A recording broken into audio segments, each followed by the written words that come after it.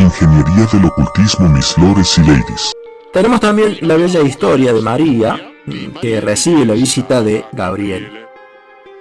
Ahora bien, Gabriel es una palabra en hebreo que no es un nombre.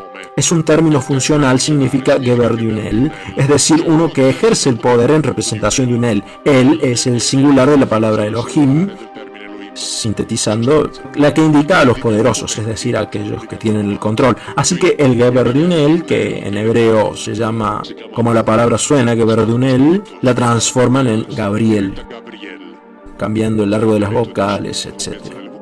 Se transforma en Gabriel, es decir que un Gabriel se encuentra con María y ella queda embarazada sin haber estado con un hombre. Este tipo de cosas en el Antiguo Testamento se cuentan muchas veces, es decir que muchos visitaban a las mujeres de la familia abrahámica y después de que ellos las visitaban, ellas quedaban embarazadas.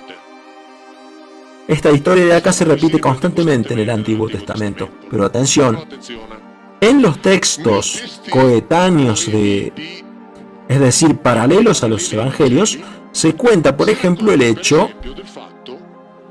de que José tenía miedo de que María hubiera sido engañada por alguien que se hizo pasar por otro. Ahora bien, esto que cuento en los evangelios canónicos obviamente fue borrado, porque José debe ser uno que aceptó la voluntad de Dios. Y no fue así. Él pensaba y decía, pero si fue así, ella debe ser lapidada. Y así que se le presentaba toda una serie de problemas porque tenía miedo de que alguno se hubiera hecho pasar por otro. Entonces, así que, ¿cómo decirlo? La historia es diferente a la que siempre nos han contado. Porque un Geber de un él, que un Gabriel, por ejemplo, se le presenta a Daniel. Daniel, ustedes ya saben, el profeta. Y acá pasa una cosa curiosa. Cuando Daniel lo ve llegar, dice, vi llegar un Ish. Como expliqué al principio, vi llegar un personaje masculino. Y en la Biblia que tienen en su casa, está escrito que llegó volando rápidamente. En hebreo, en el diccionario de hebreo, en el diccionario de etimología, este es un diccionario italiano, este es un diccionario inglés, es un diccionario de etimología inglesa, donde se cita ese mismo versículo, se traduce exactamente, para que vean que no soy yo el que lo traduce así, se traduce exactamente lo que dice en hebreo. Llegó muy cansado. En la Biblia que tienen en su casa está escrito, llegó volando rápidamente. ¿Por qué? Porque como Gabriel es considerado un ángel, y los ángeles pueden llegar volando rápidamente, pero Gabriel no es un ángel, por lo que llega cansado. Así está escrito, y lo dice acá, Acá está. Acá. No les estoy mostrando la traducción mía, estoy manteniendo mi compromiso. Está acá está lo que dicen los diccionarios para que lo puedan ver las veces que quieran. Y están comparados con las fotocopias de las páginas. Así que un Ish visita, un individuo masculino visita a María y ella queda embarazada sin haber conocido un Adam. Es decir, sin haber conocido uno perteneciente a la especie de los Adam. Así que es probable que el Espíritu Santo sea el que entró por donde hay que entrar, ¿no?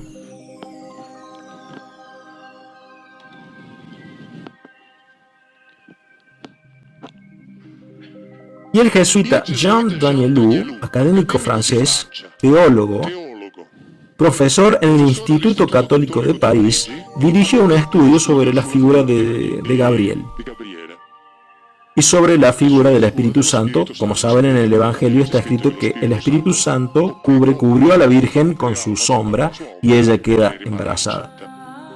Bueno, él dirigió un estudio completo, acá lo simplificó, para decir que el Espíritu Santo no es otra cosa que la transposición cristiana del relato judío de Gabriel.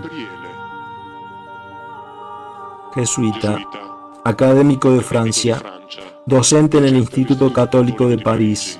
Gabriel es la El Espíritu Santo es la transposición en términos cristianos de la figura de Gabriel. Así que jesuita, etcétera, etcétera, etcétera, dice que cubriendo a la Virgen estuvo Gabriel, y que es lo que los cristianos llaman el Espíritu Santo.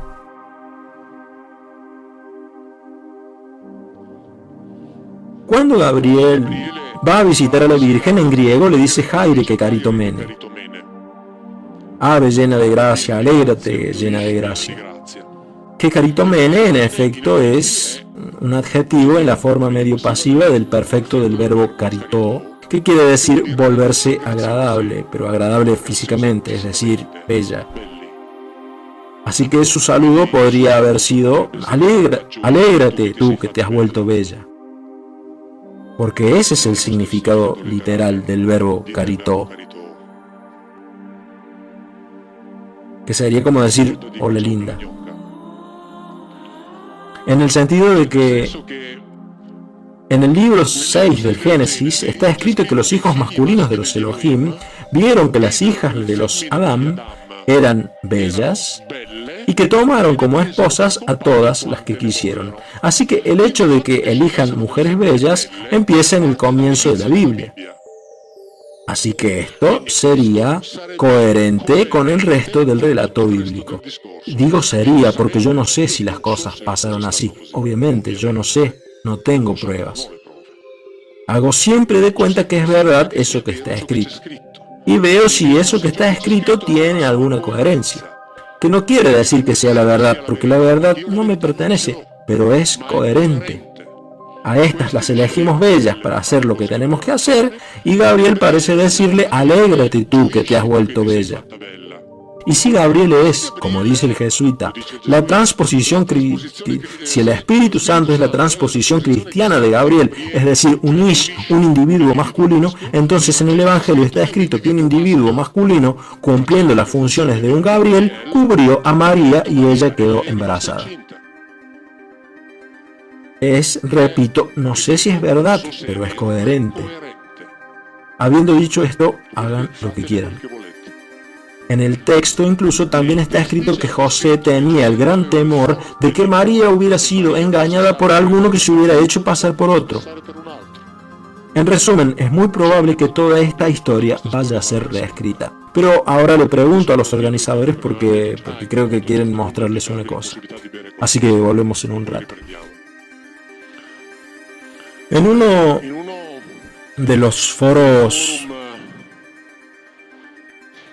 donde hay muchos que no me quieren, y yo los entiendo, porque bueno, esto que tengo acá es de un foro de hebreo, un foro importante, se llama Asesoramiento Hebreo. Ahí escribieron, es cierto, Viglino defiende la tesis de que la Biblia no habla de Dios. Aclaro que acá escriben exégetas judíos nada más, Sin embargo, existe la plausibilidad de que algunos textos bíblicos en su origen no hayan tenido a Dios como protagonista en el sentido estricto de la palabra.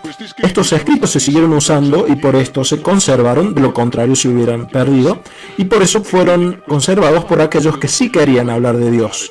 Estos textos fueron después muchas veces reescritos, repasados, revisados y corregidos por aquellos que estaban interesados en hablar de Dios, y después fueron también interpretados de diversas maneras por aquellos que querían hablar de Dios. En otras palabras, la Biblia es el testimonio y el fruto de una larga búsqueda de Dios que todavía no ha terminado. Esta búsqueda no ha sido nunca unívoca, uniforme, pacífica y privada de errores. La historia da testimonio de una búsqueda totalmente variada, a veces equivocada, multiforme, violenta y llena de pasos en falso. Yo diría que siempre.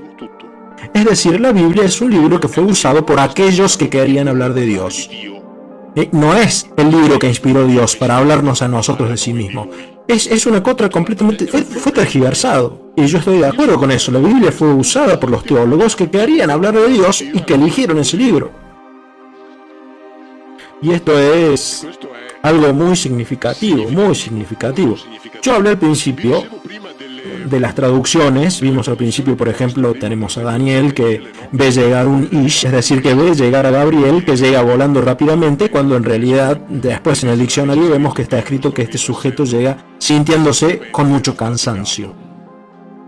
Hay otro relato en el libro de Jueces, en el capítulo 6 del libro de Jueces, cuando uno de estos considerados ángeles, que en hebreo son llamados Malakim, se encuentra con Gedeón, digamos, hacen una serie de cosas, después de lo cual, entre otras cosas, en ese momento él le dice a Gedeón: quédate tranquilo que no te voy a matar, porque encontrarse con uno de estos ángeles no era muy agradable. Había siempre una posibilidad de ser asesinados por estos ángeles. Estos eran los ángeles, Así que el ángel le dice, lo ve preocupado y le dice: quédate tranquilo que por esta vez, aunque me hayas visto, no te voy a matar. Así que hacen una serie de cosas, hablan, etcétera, y después el ángel le dice: prepárame comida. Así que Gedeón se vuelve a su casa y el ángel se queda esperando. Gedeón le prepara carne hervida, hace un estofado, vuelve con la carne y el estofado, y el ángel le dice que ponga todo sobre una piedra, y después de eso, con un objeto cilíndrico, le prende fuego. Así que quema la carne lo mismo que al estofado. Después de lo cual, en todas las Biblias, que allá el máster tiene una Biblia, se le pueden pedir prestada a leerlo, en el capítulo 6 de Jueces, en el versículo 21, Jueces 6, versículo 21, ¿qué es lo que está escrito? ¿Lo podemos leer? Allá está el micrófono, arriba.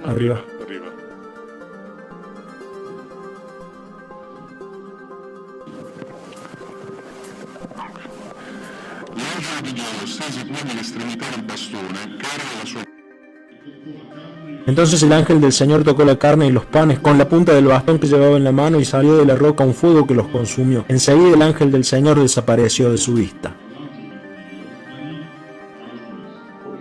Ok, dice que desapareció de su vista. Si ustedes tienen una Biblia en su casa y lo buscan, pueden encontrar: se desvaneció, se evaporó, desapareció, etcétera, etcétera, etcétera. En hebreo está escrito: se fue caminando.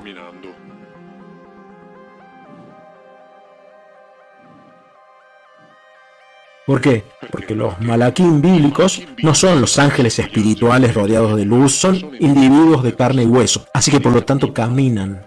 Para la teología, como los ángeles tienen que ser entidades espirituales, cuando se van, desaparecen de la vista. Y no, se van caminando. Se acabó. Es muy simple, todo muy coherente. No hay necesidad de inventar nada, es todo coherente.